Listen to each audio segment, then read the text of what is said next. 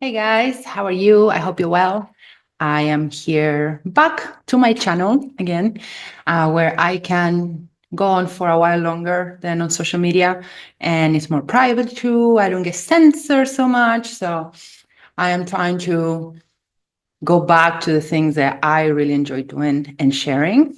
And this is a special video because I know it's a very sensitive subject to a lot of people, men and women, but mostly women because of our obviously hormonal imbalances that we can get and the pressure we have to be certain ways.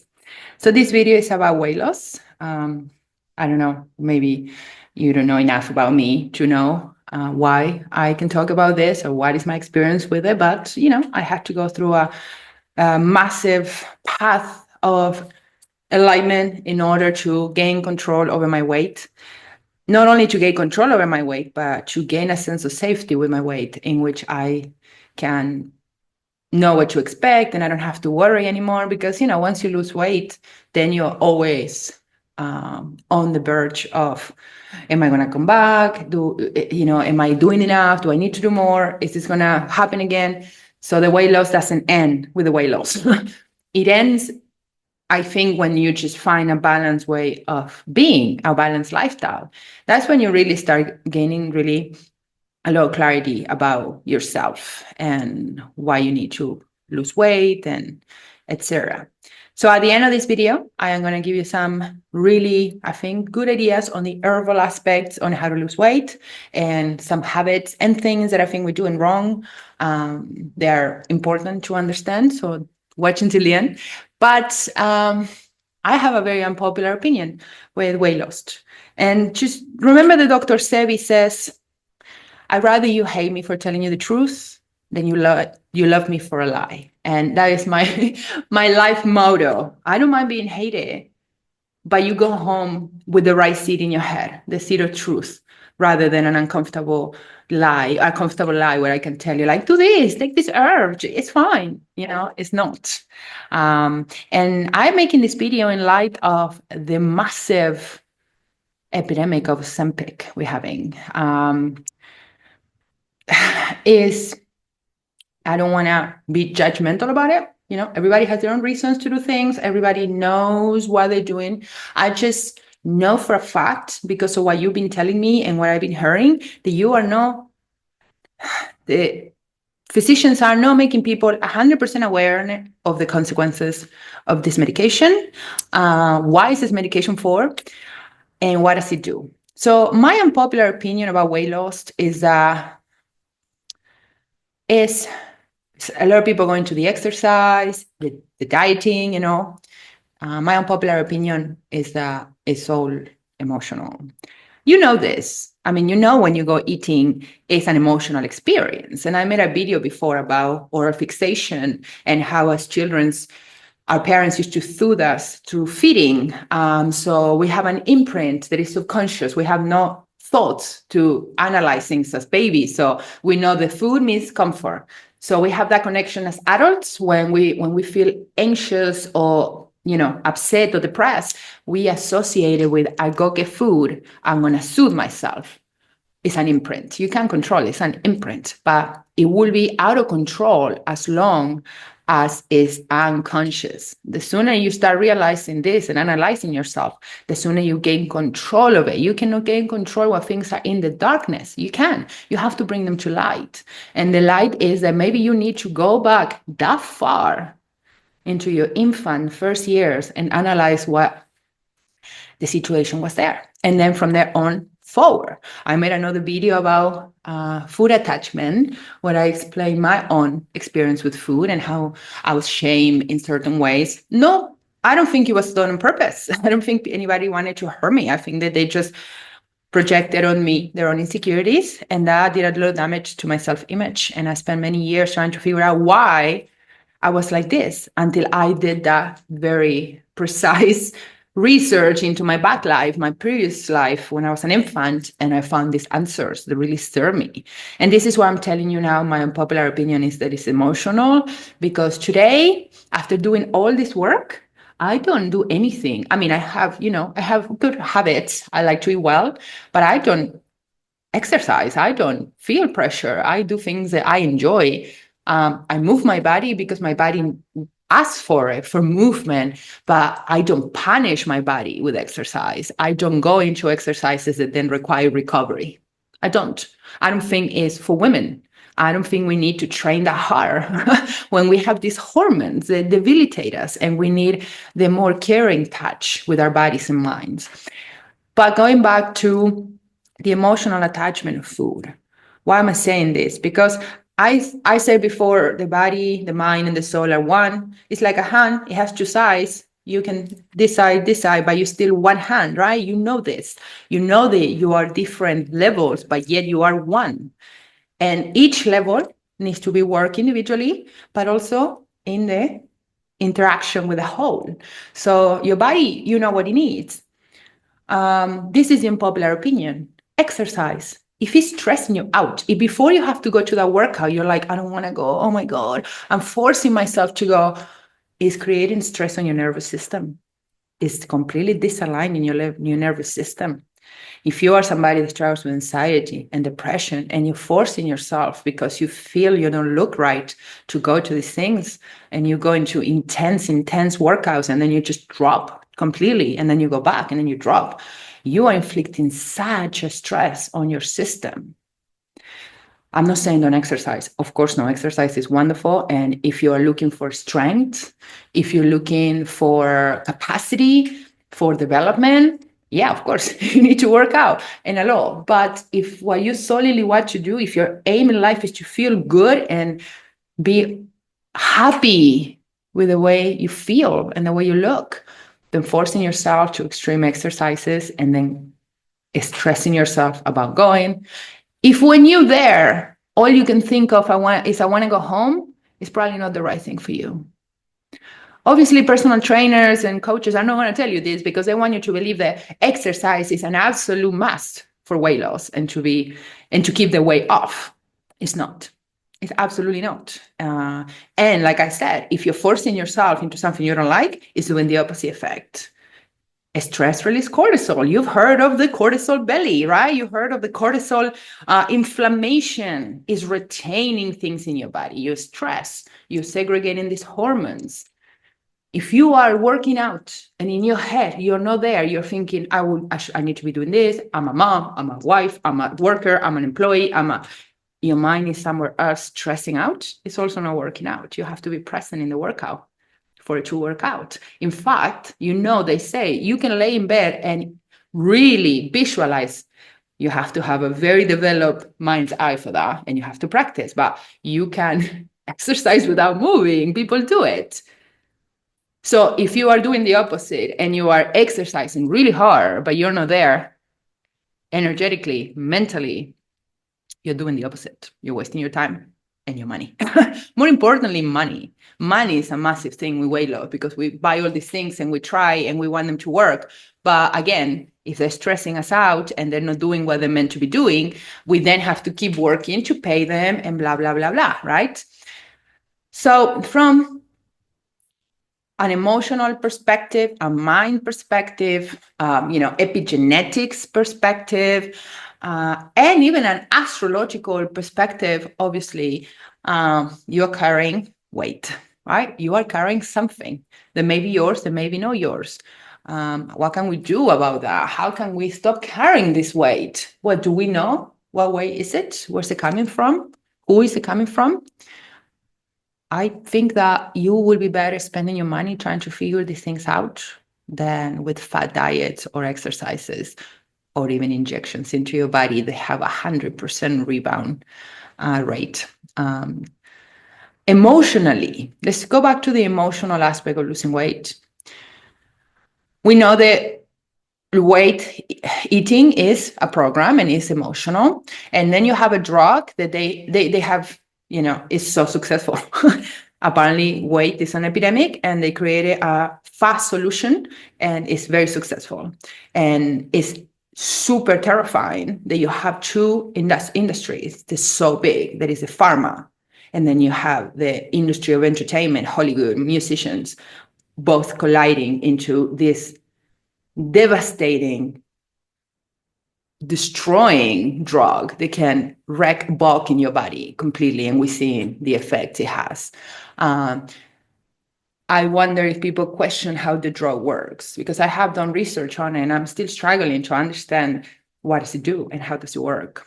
But basically, what I understood is that it inhibits your sense of hunger.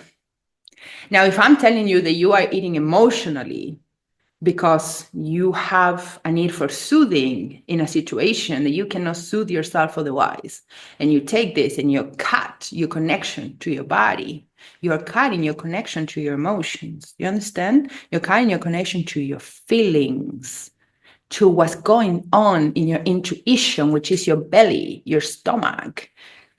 You're punishing it. You're saying you need to be cut off and out because you're hurting me. When all your body's trying to do is make you aware of a situation you're going through and how there are things in you that need reconnection, not disconnection. Unfortunately, most drugs do disconnect, and their only thing to reconnect is to let them go, let go of everything that is disconnecting you, right? So, well, I don't want to go deeper into the Ozempic epidemic and why or how are they, reprogramming people into now being against zombies. And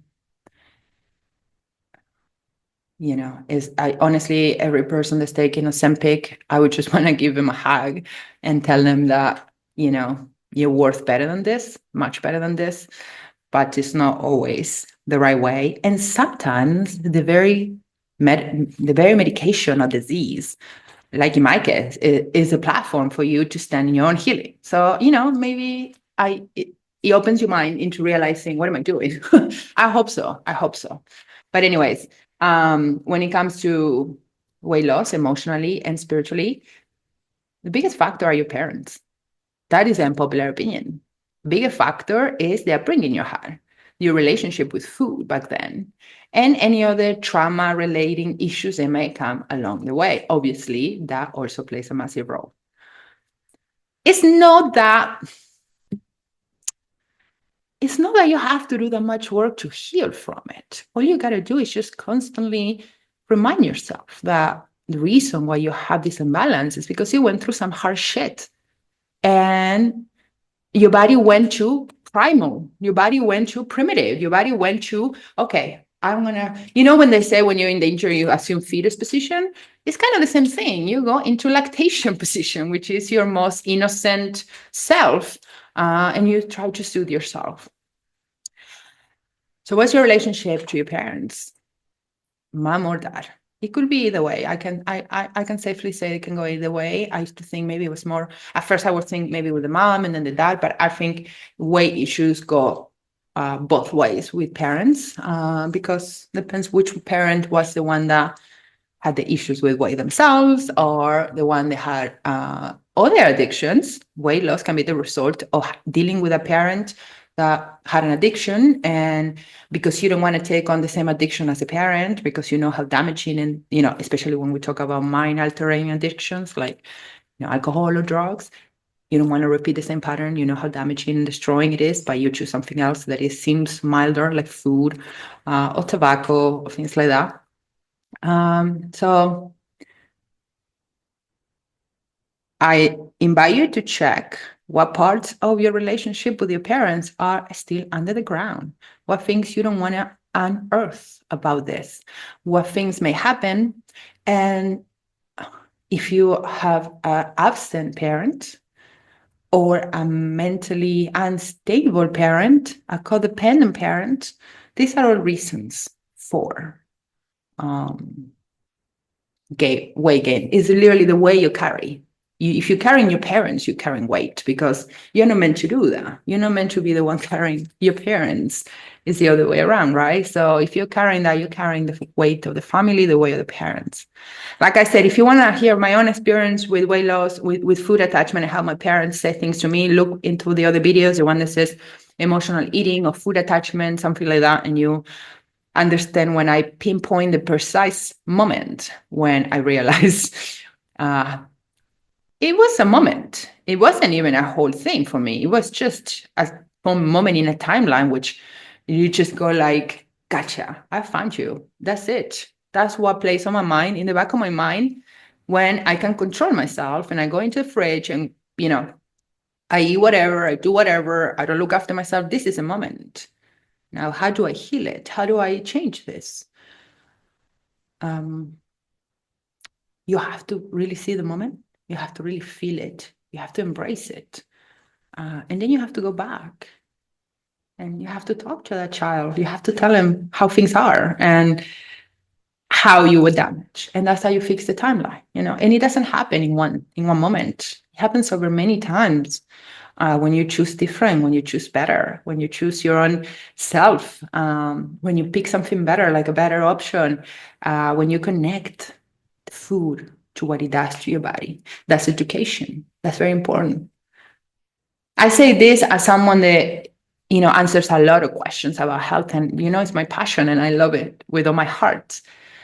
But one of the things that I struggle with the most is the lack of interest of people to learn for themselves. To me, that's alien. To me, it's alien that I could go ask somebody before I will do my own research. And that's, I think, most disease radicate in that very issue, that you are not taking control over your own well-being, over your own health. No matter whether it's a doctor, a witch, a healer, a guru, your neighbor, your brother, your sister, you're putting it outside.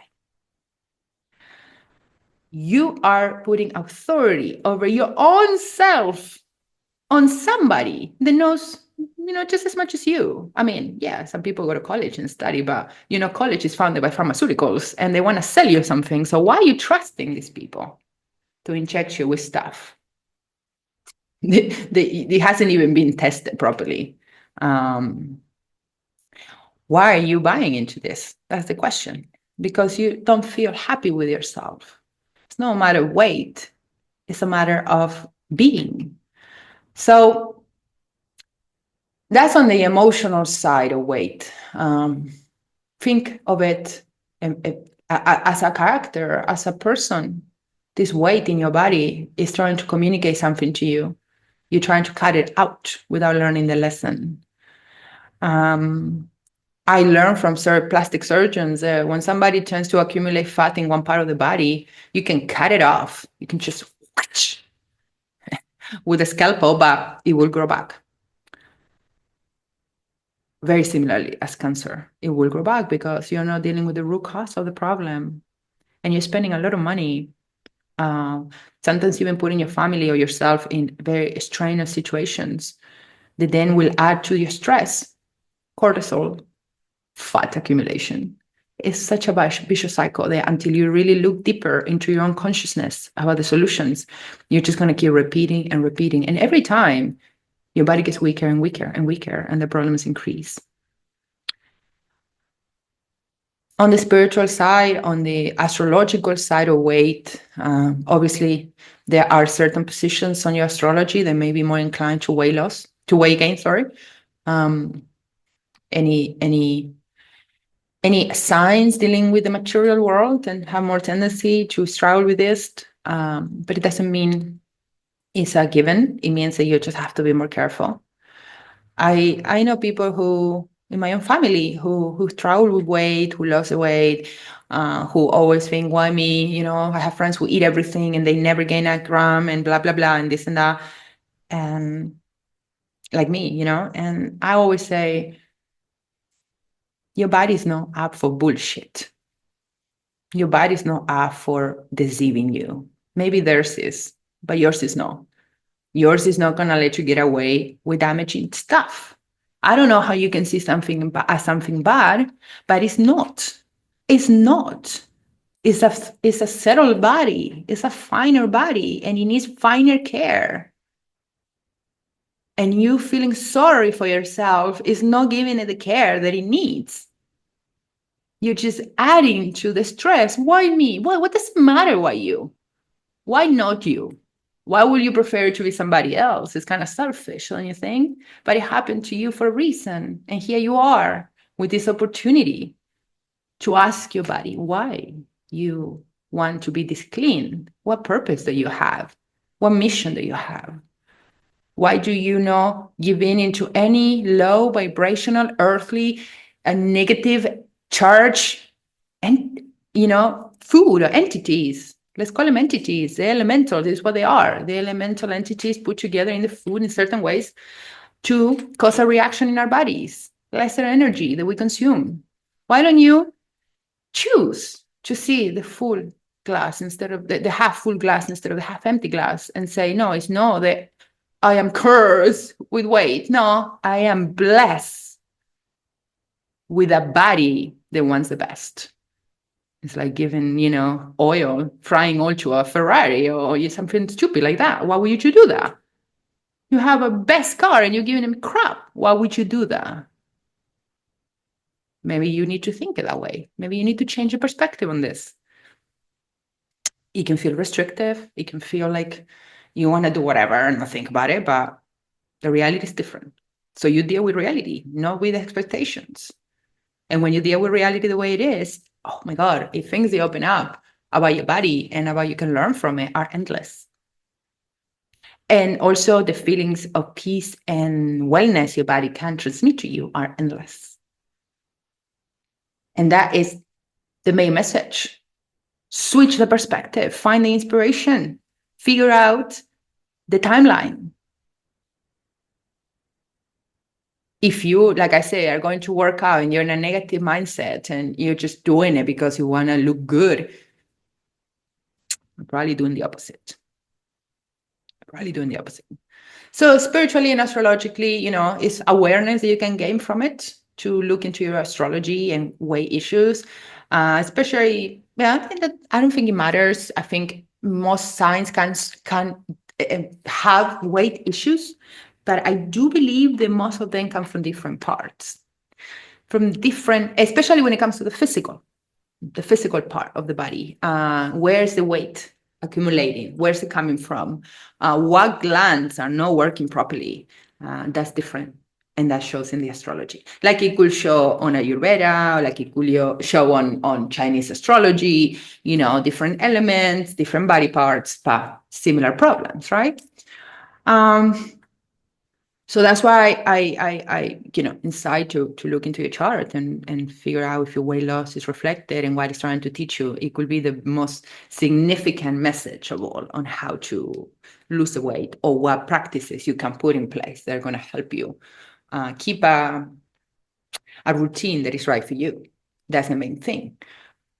We have these Instagram accounts and they say, I'm in a 4 or 5 a.m. club. Like, okay, good for you, buddy. Good for you. Or I am in, I exercise first thing in the morning and everybody's just like stressing themselves out because it makes you feel like you're not doing enough and it's your fault, right? When in reality, you have to decide what the routine for you is. And you can only decide that if you try by trying and error, until you find the right. And you may find that there's no one routine. As for women, you have 4 weeks in the cycle, and you probably are needing 4 routines, and you are not even checking that up.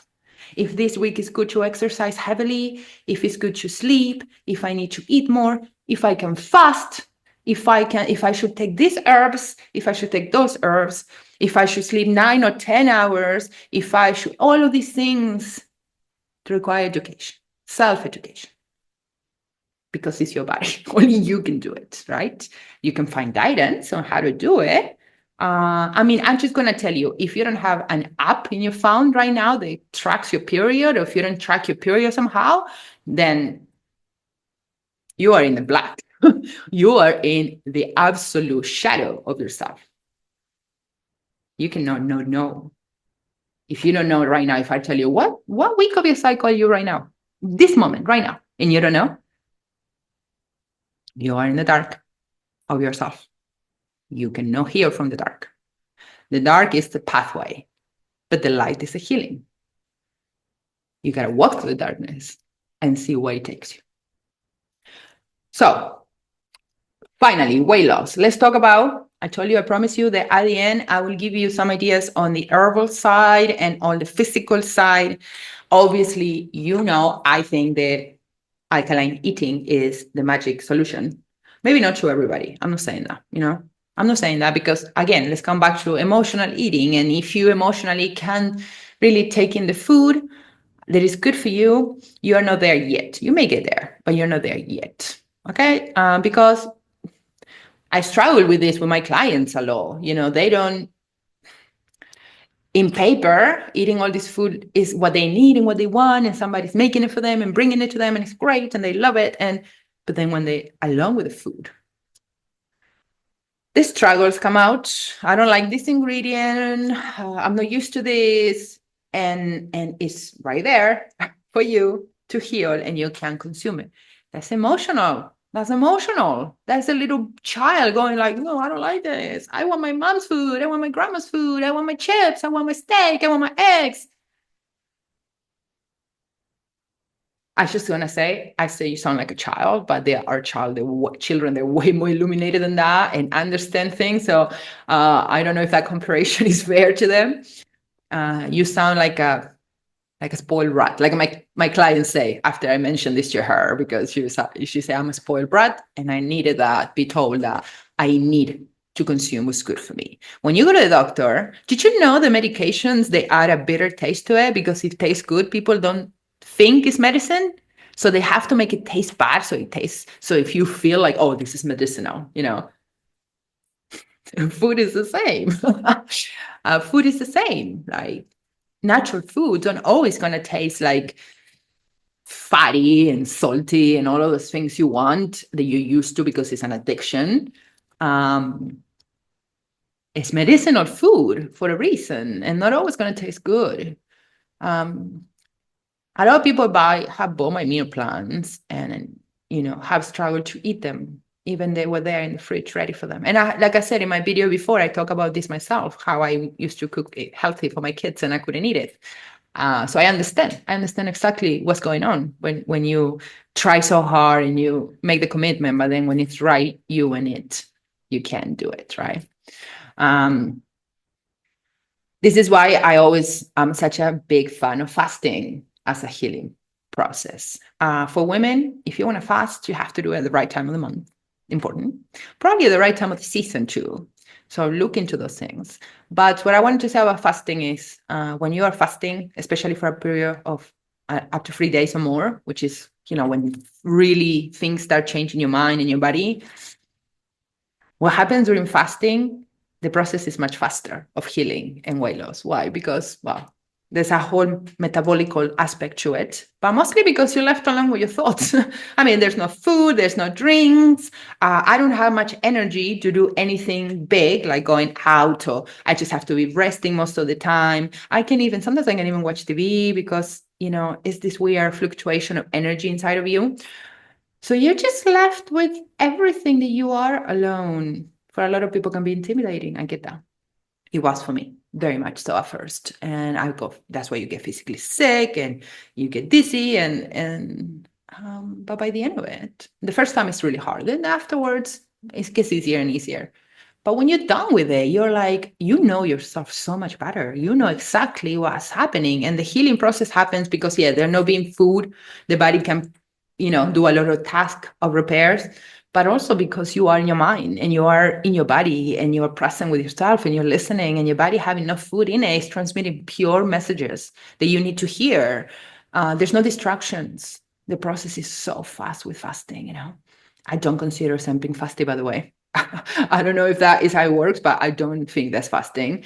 I think that's doing the opposite. And people have told me how sick they feel to their stomach on it and how food makes them feel sick. And I just couldn't imagine that. Gosh. And I am one for pain, for suffering, to transform yourself and develop yourself. You know that, but I don't think this is the way. So on the emotional plane of healing, let's talk about medicines, herbal, natural medicines that we can use for weight loss, to accompany the process, not to be the process. The process happens here and here, Okay, let's remember that's very important. There's no magic pill. You are the magic pill. You are nothing else. And trust me, I had thyroid problems. I had magic pills that would make me lose weight, but they were destroying my heart. So I couldn't justify being skinny with destroying my body. It's just, it was just such a disconnection that it was affecting parts of my body that I had never had problems with before. And also, I was looking in the mirror, and I think it was mostly the medication, but also my own self-awareness during postpartum, that I was, I had lost so much weight, and I was so intense with my workouts routine. And people around me were worried about me. Even my mom would say, "I'm worried about you. You are looking not like yourself." Yet in the mirror, I was still seeing a fat person. And now I look back at pictures, and it's demolishing to think that I could look like that and look in the mirror and see something so wrong. And it just really made me aware of, wow, this this doesn't mean anything. What you see doesn't mean anything. It's what you perceive, what you think that matters, what you feel. This deceive. That's why we look with this and with this. Because it was, yeah, I look back and I feel like I can feel the unbalance that girl had, like the complete mental, physical, and emotional, spiritual broken pieces everywhere that didn't match. Obviously, also that feeling of being broken and being split apart led me to the need to unite myself and rebuild myself. So I welcome it, like I said, bad things in astrology, bad is good and good is bad, right? That's duality for you right there. So you can look at it that way. So what would I do on the emotional side to learn to control my weight, my emotions, my anxiety? Well, what I've done is microdosing with psilocybin. I think that you know that about me by now. I think it's magical. I honestly, if I'm very, very, very honest with you, I don't microdose a lot. I do big doses quite often, but I don't think that's for everybody. Well, I don't mean that in a presumptuous way. Some people just have higher tolerance to intense experiences and pain, and some people don't. We don't want to add more trauma. We want to heal, right? So microdoses can do the trick without, if we're not prepared to go into the unknown and feel all that pain, it can trickle it down slowly for you to see and can show you the parts of you where you are hurting. They're attached to the food or to the things that are not healthy for you. If you don't know anything about microdosing, you can research. Or you can ask me. I encourage you to research and don't use ChatGPT. Do proper research.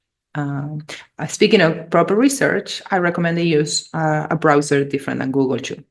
I use Brave, which I love, but you can use anything you want. And you will find the material in both browsers is quite different, which I've been testing, and it's weird how programming Google and ChatGPT can be. Anyway, let's continue. That on the emotional side, on the mental aspect of things.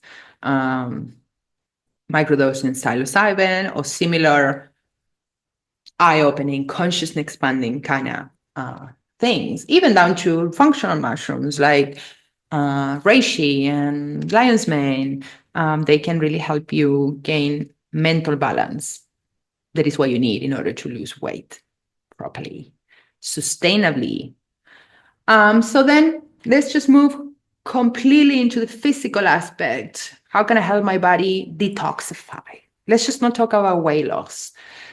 Some of it may not even be weight or fat. Some of it may just be inflammation, mucus, parasites. Ugh, they're everywhere. If you have animals, if you go to the beach, if you eat sugar, you have parasites. We all do. Some of them you can test for, some you can know.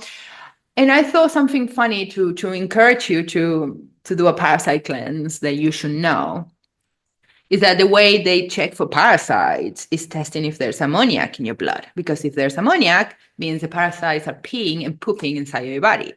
That for the parasites you can test like that. Someone you can test for, you can find them. So yeah, they're worms. When I was a child and I ate sugar, pure sugar, my grandma will always say, "You're gonna get worms." You have no idea how many things my grandma was right about. The people used to say, "Oh, she's just being a crazy old hag." But she was right about that. And I still remember to this day that she would always say that to me. I didn't know what she meant at the time. I thought she was just saying that's why I didn't eat sugar, but now I get it. I get it. They definitely feed on sugar. They definitely love sugar, and they can definitely be carried in the sugar. So be careful. So let's start detoxifying the body to get rid of anything that is not weight first, because you may not have that much weight to lose in the end. You understand? And I found this. I don't want to tell you that I've been doing this for a long time. I found this a couple of years ago, and my gut is changed so much. Even after I started the alkaline diet, I was still suffering from inflammation. I didn't know why, and I'm going to tell you why in a minute. I don't think you're going to like it, but I'm going to tell you why. So parasite, inflammation, parasite, congregations, parasites, gas, exploding gas, parasite cleanse. We have parasite herbs. They're not easy to find, some of them. Well, clove, obviously, you have clove in your kitchen. Clove is a great parasite cleanser. Wormwood is the best one. It's you know, it's very good. I did a video on my Instagram about parasite control. If you want to look at it, it talks about these herbs. So I'm not going to go into and out, but you can look at it. Wormwood, black walnut, that one is the one that's hard to find. We have it in the shop if you want, in capsules too. It's a parasite control. Since I've been doing the parasite controls, yes, that is kept where I've noticed the parasite and heavy metal detox the most is on my period. There's no more inflammation during my period. There's no more pain during my period. There's not even symptoms. I said to my husband this week, I said, this is my first day of my period. This is me on my first day of my period. I'm like this. Normally very angry on my period, or emotional and physically drained, if you know what I mean. And don't get me wrong, I still feel small fluctuations, but I did say to him, look, this is me on my first day. I'm like, wow, I was so toxic before. I didn't know it. Anyway, so herbs for parasite control, herbs for heavy metal detoxifying. Again, same thing. You may be retaining liquid. When you have heavy metals in your body, and everybody has heavy metals in air, in the food, in the water, in the clothes, everywhere. In the beauty products, there's a lot of heavy metals. So your glands may be blocked. So you may not be being able to detoxify properly. I used to say, I never sweat. And I thought that was a good thing because you never had like sweaty patches or anything. Little did I realize I was retaining all that toxic in me. So yeah, gross. So saunas, exercise, gentle that you like. Don't stress yourself, but sweat if you want. That's why I love dancing, because dancing to me is the best exercise. I love it. I feel good. It makes me smile. I do it by myself. I don't need to pay anybody. I just move my body. I sweat. I choose the music, and it just works for me mentally. It's a mental exercise that gives good results to my body too. So yeah, for detox heavy metals, you can use also, there's cilantro, coriander, spirulina. What else do we use? Pumpkin seeds. And then, practices of getting rid of the heavy metals through meditate and parasites through meditation and things like that. Funny enough, I went to a breath work this weekend, and after doing all my parasite controls and everything, I was laying down doing breath work, and all I could feel was like, get rid of it. And I felt like they were exiting through my head. It was so weird, but it was like, leave my body now. And your body, when you do these practices, it will transmit this feeling of wellness. We're good. Live your life. Go for your goals. Jump. Take the risk. We are good. Your body has to go with you. That's what I always tell people when they come to the readings. You want to have a job, a career, publish a book, have a family. Your body has to come with you. As soon as your body's not coming with you, you can do nothing because you are in a hospital or you're home or you don't have the energy or you don't have the stability to deal with the obstacles that are going to come from pursuing your dreams, right? So your body has to come with you. Step one, the body. Okay, step one, the body.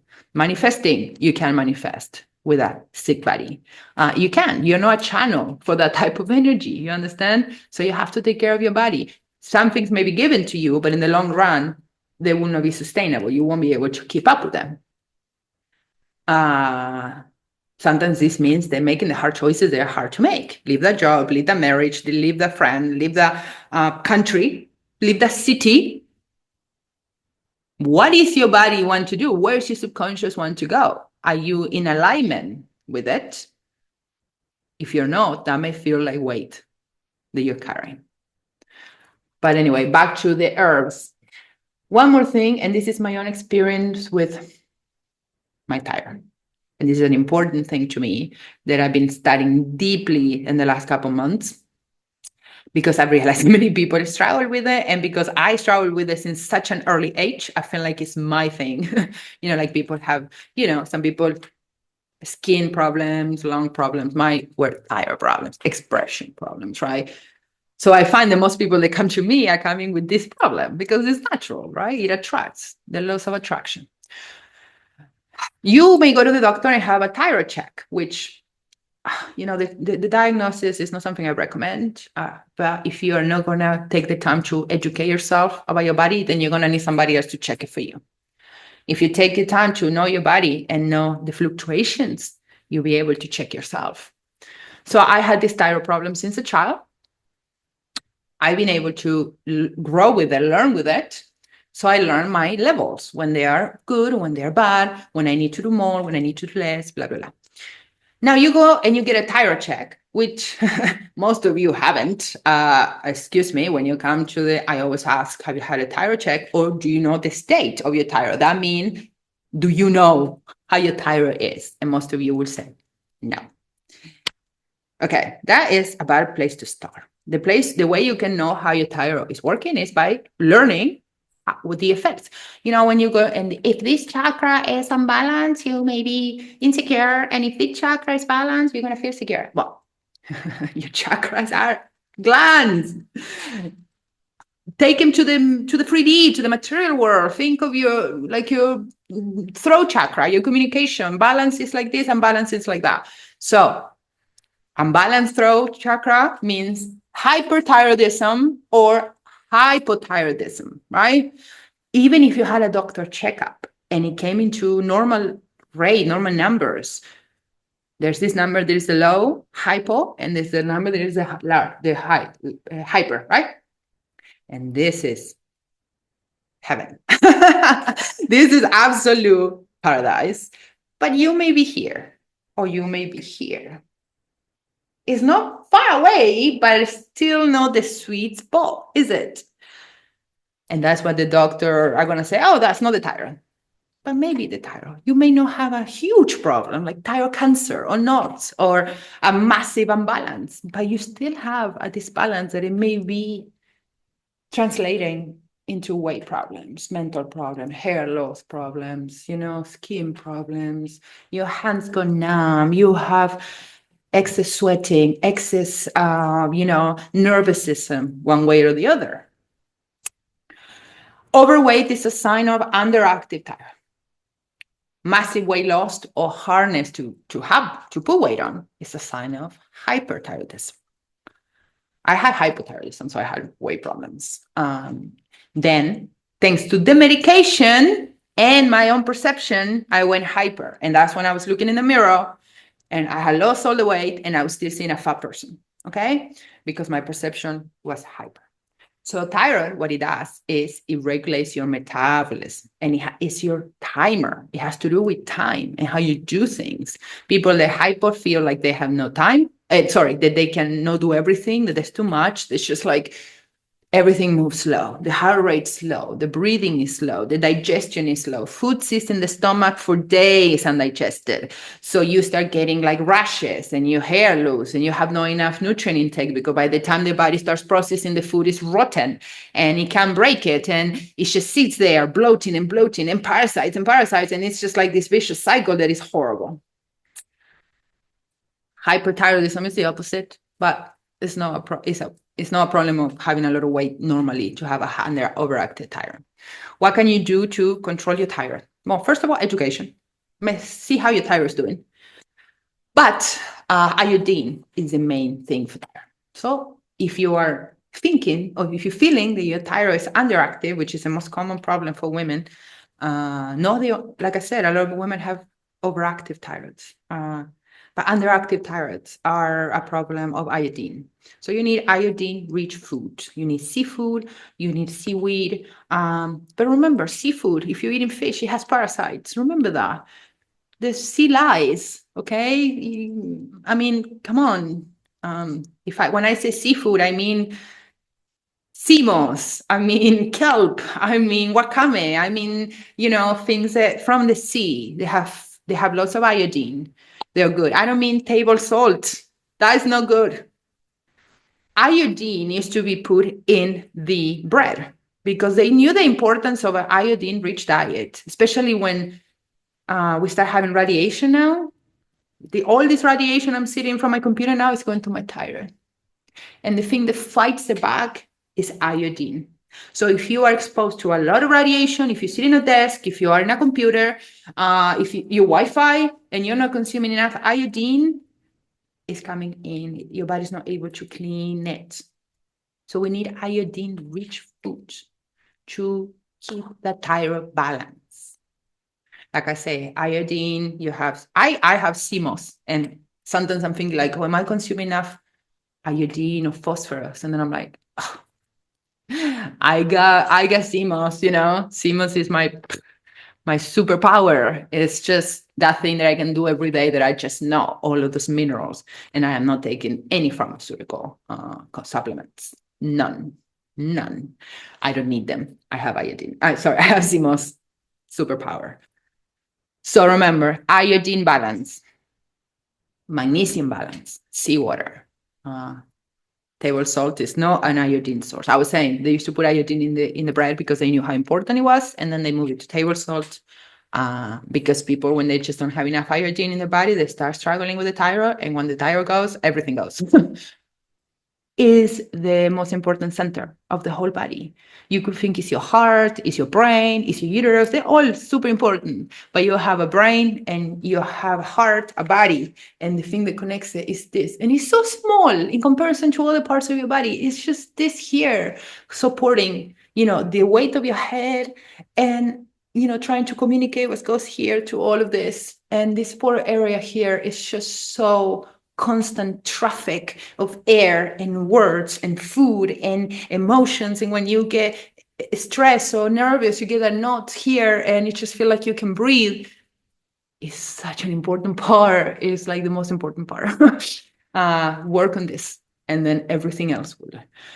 When you work in communication, work on expressing yourself. Yeah, the negative. You may be holding on to resentment and anger and all of the stuff, but you also may be holding on to love, telling your parents, your siblings, your husband, your partner, you love them, you care, because you were so made to defend yourself by trauma that you learn not to tell people in case they mock you or in case they don't reciprocate or whatever. You learn to shut up on the good emotions too. And those are the ones that cause trouble. So start by there. Start by talking your truth, but also look for iodine-rich food, look for the balance. You can do knot massages, lymph massage, just very gently, or you can do Reiki on yourself. Focus on this. This is your center. This is where everything for women happens, because this part is connected to pituitary gland, sacral, Reynolds, super Reynolds, heart, obviously. It's all here. It's all here. So this needs iodine. Look for iodine if you are trying to lose weight.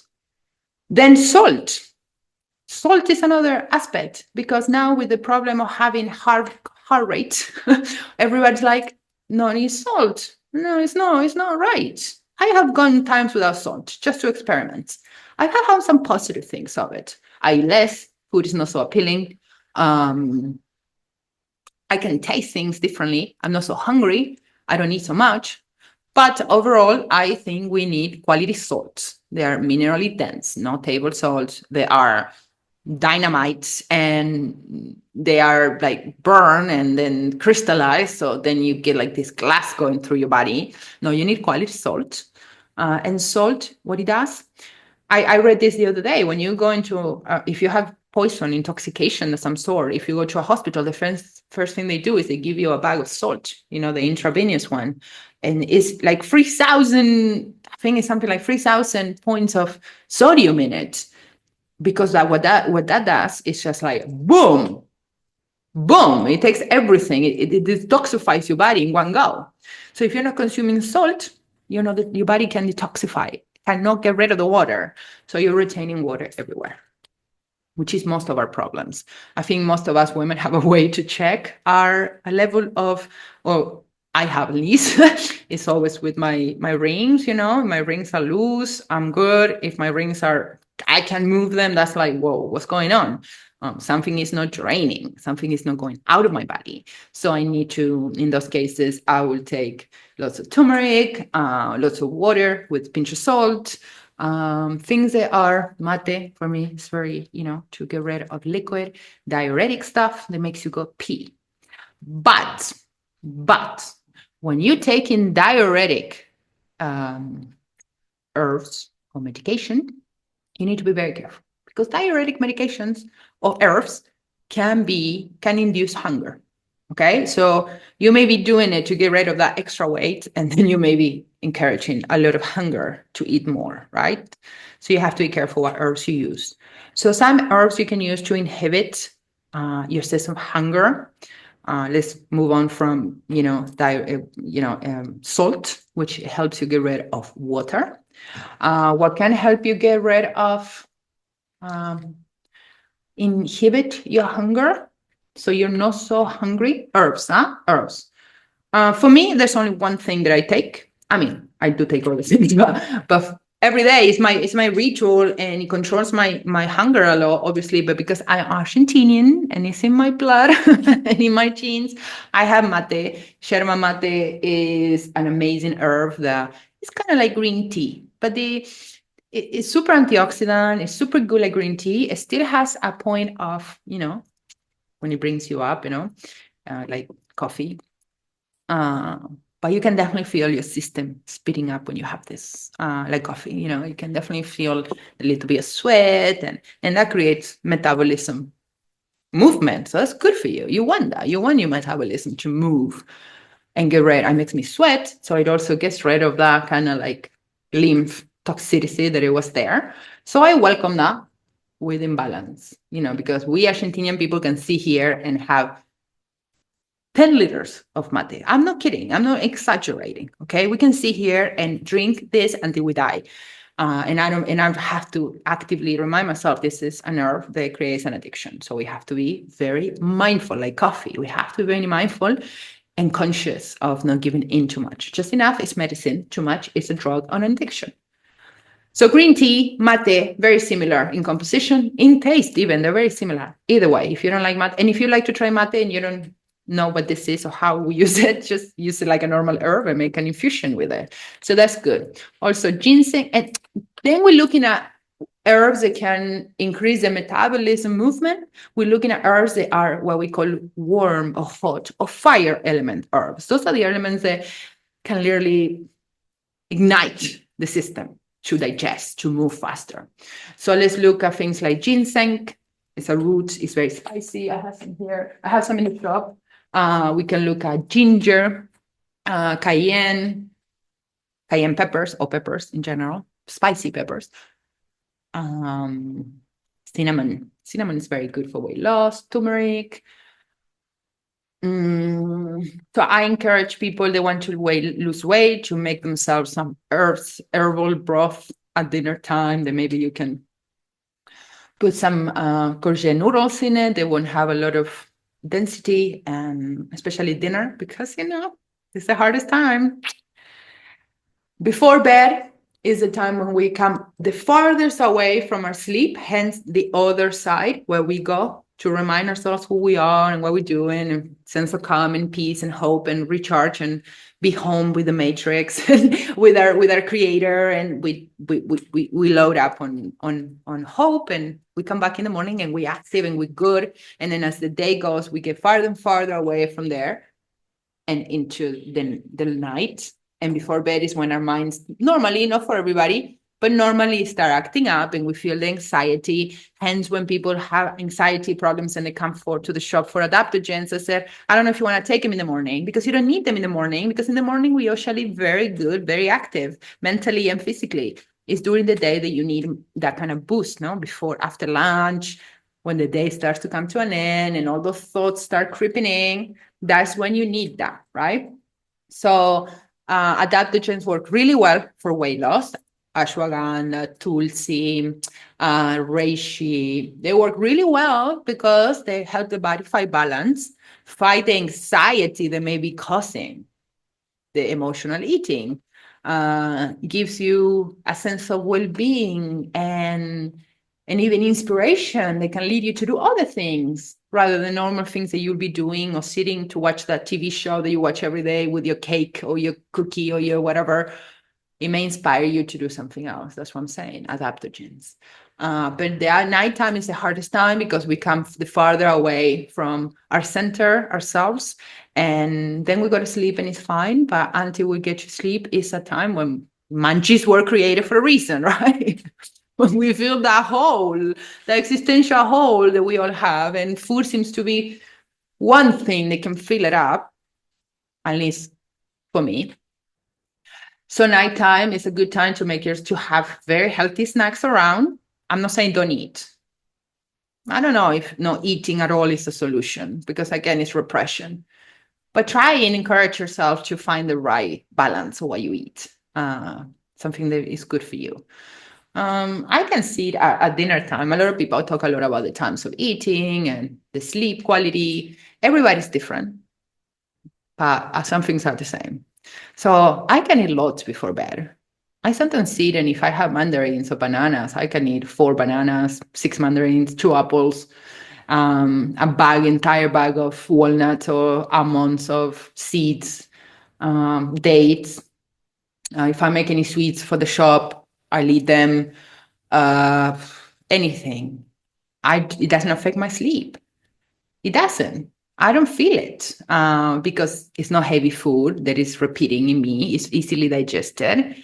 And I woke up in the morning and I don't feel anything. I just feel good.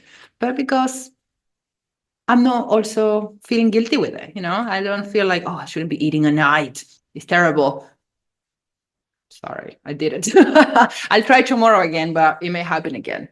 I do beat myself up if it's something toxic. If it has toxicity in it, if I know that it's poison in my body, then I'm hard on myself. But the time of the day I eat and the amounts of food I eat, if it's the right food, I don't care. I'll eat it all day if I have to. If I'm in the luteal phase of my month, I'll eat a horse if you put it in front of me. But if it's the good time of the month, I don't eat so much. I don't feel shame or guilt. It's when it's toxic food that really has a negative effect on my mental health. When it's sugar. Sometimes the other day I had somebody give me a piece of cake that was homemade, and I just thought, they made it. It's homemade. I'm going to have some sugar, I guess.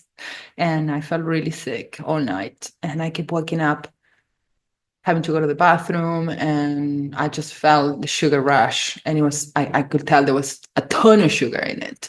And I've been sugar-free for a while now. I eat dates, I eat fruit, and I eat lots of agave syrup, and I don't get the same effects. I don't. I just don't get this inflammation. It's inflammation. I could feel inflammation in my gut. That's why I had to keep getting up to go to the bathroom. I was properly inflamed. So no sugar. Seed oils also are terrible. Flowers are terrible. Anyways, you know that already. And finally, I just want to tell you one more thing, and this is beyond my weight loss, and this is more into my keeping my weight and my feeling of well-being now, because I have my alkaline diet that I swear by. I do. I mean, I don't know what I would be in my life if it wasn't for this amazing ascendant master soul and our African roots, our African masters. They knew the body very well. They created the body, so they knew how it worked. I don't know where I would be without it. There's something I failed to understand about the alkaline diet by Dr. Sebi to begin with that I understand better now is the balance of that diet. Because, I have this list. It's already quite small. So you think, well, what is in this list? We eat lots of it, right? Obviously, there's no animal products in it. There's nothing processed. And out of the veg that we eat and the fruit that we eat, the list is quite small. The grains, spelled, this, the quinoa, there's a few. In this page, I have also a lot of information on the alkaline diet, if you want to look at it. I couldn't balance the diet. I did study macrobiotic before, eating. That was the part that was missing in the diet. I understood it later on. Thanks to an internet fact, like those random facts that you see, the people talking about tobacco, cigarettes, and how the cigarette wasn't the problem, the tobacco, it was all the chemicals. The cigarette can have up to 60 chemicals in it, and it's what makes it addictive. So this fact said that tomatoes have more nicotine than a cigarette. So in the alkaline list of Dr. Sebi, we only consume pear tomatoes, which are a sweet fruit, or cherry tomatoes. That's it. But once in a while, I would pick any tomatoes because it's on the list. It's not. Dr. Sebi said pear tomatoes in season and cherry tomatoes in season. But we stretch that and we buy tomatoes all year round. Somebody asked me the other day, so why are the tomatoes not addictive then? And I said, well, first of all, because we said the cigarettes are addictive because of the chemicals they have. But second of all, I will argue that tomatoes are very addictive because most of us have tomatoes all year round, even though we know they're seasonal. And we all have tomato products in our fridge. And a lot of people wouldn't even dare have chips without ketchup, which has sugar too, right? So yeah, tomatoes are super high in nicotine. Tomatoes, peppers are part of the alkaline diet by Dr. Sebi, but they're nightshades. And when I first opened the vegan restaurant, a lot of people used to come and tell me they didn't eat nightshades. And I didn't make much of it because a lot of people had a lot of weird diets. So I was like, okay, whatever. You don't eat nightshade. I only eat alkaline products. Who am I to judge, right? But I didn't look into it very deeply. It was later on when I started studying nightshades properly, no fruit nightshades. I mean, plants, poisonous plants, which are super interesting and is a massive feminine world to go into. But let's just stick to the fruit. Tomatoes and peppers are in the alkaline diet by Dr. Sebi. Other nightshades, also courgettes, also eggplants are not. Aubergines are not in the list, but they are nightshades as well. Nightshades, nicotine creates inflammation. So of course I'm still eating those things, but now I'm way more conscious of how much I'm eating of them. Like if I used to make a lot of tomato soups, and I will put onion, pepper, tomato, blitz and eat it. And I felt like, oh, this is super healthy, yeah. And then I would feel like the fingers, the rings, like they are, getting stuck there. What's going on? So I balance a lot my nightshade consumption. I empower and I increase the amount of protein-rich foods I eat. Most of my diet consists of quinoa, spelt and rye grains, full grains, whole grains, because they're amazing for you. They're amazing for you, whole grains. It's like rice, but it's different. Lots of chickpeas, which also are very high in estrogen, which keep my feminine system in place and circulating healthy. And then fruit, obviously, any fruit except for pineapple that I can get my hands on. And I would say I eat a lot of avocados if I can, lots of it. Then I just lots of avocados, and then I'll have a bowl full of nuts every day with dry fruits because that is for me brain food. And I work a lot with my brain. I do a lot of creating, and I need lots of phosphor-rich food, magnesium-rich foods, and I find nuts is the easiest way for me to eat. I'm an addict to nuts. I think I was a squirrel in a past life. I've said this before, because I think I could easily survive just on nuts and dry fruit and dry seeds. I understand not everybody likes that, but that's one of the type of food that I think if you get came behind, you will get all the goodness you need to keep your mental state balanced enough that then the physical aspects of changing your diet will be easier. So that's it. Only olive oil, only sometimes sesame oil, sometimes coconut oil, sometimes shea butter to cook with, berries, lots of spices, lots of herbs, and lots of powders, maca powder, things like that. They help me stay mineral dense so then I'm not so hungry either, because sometimes you also have mineral deficiencies and that's making you hungry because your body's like, hey, we need more stuff, but you are making the wrong choices. You just had another pizza. So how can we get, I don't know, copper from pizza? Well, you can. You need to eat copper-rich foods or carbon-rich food or things like that. So rice supplement, natural supplement, and then just protein-rich food. Fruit that has lots of vitamins and lots of good digestive fiber that you need. And I guess for me, it's about seeing the food as quality rather than quantity or rather than pleasure. Food can be pleasure, healthy food can be pleasure. And it's a different type of pleasure because greasy food is pleasurable here, right? And you enjoy it. And then what they say, a minute in the lips, a lifetime in the hips. But healthy food is pleasurable in other ways. Healthy food is pleasurable in the way you feel after eating it, in the way you just feel vital and not drained or angry or sad or all those emotions the food can bring. So I would say that you take care of the food you eat and you look after the thoughts you have and that you educate yourself in the reasons that led you to this, and that you change the perspective to see that this is a great opportunity for your body to become the diamond that it needs to be and not the trash can that it has become. Nobody knows more than me how hard it is, how damaging it is when you store emotions and negativity in your body, and how it can make your mind and soul suffer so much, and you're so desperate to find a solution, to feel good about yourself, to look in the mirror and to feel good. And like I say, weight loss alone is not the path. Like I say, I lost so much weight and I was so starting to suffer with health problems because of it, but I was not seeing it. It's because I was out of alignment, and alignment should be a real goal. Balance between the parts so they can activate the endless energy that they bring to each other. Each part brings energy to the other and to itself. So education, self-education, digging, looking, and doing.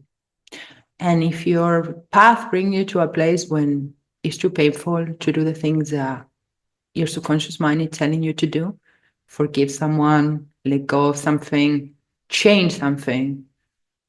I just only want to tell you that the longer you wait, the longer the torture prolongs. That there's no, if you know it, there's no other way out. There's just no. You know exactly what is causing it, and you are denying it. Avoidance feels like weight. Denial feels like weight. Lying to yourself feels like weight. And you're attracting experiences to show you that. You're attracting mirror experiences to show you that. Honesty feels like weight loss.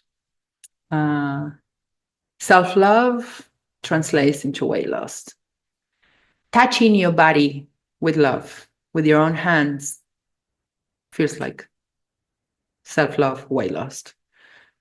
Looking at your body in the mirror as it is and saying nice things to it will increase your weight loss.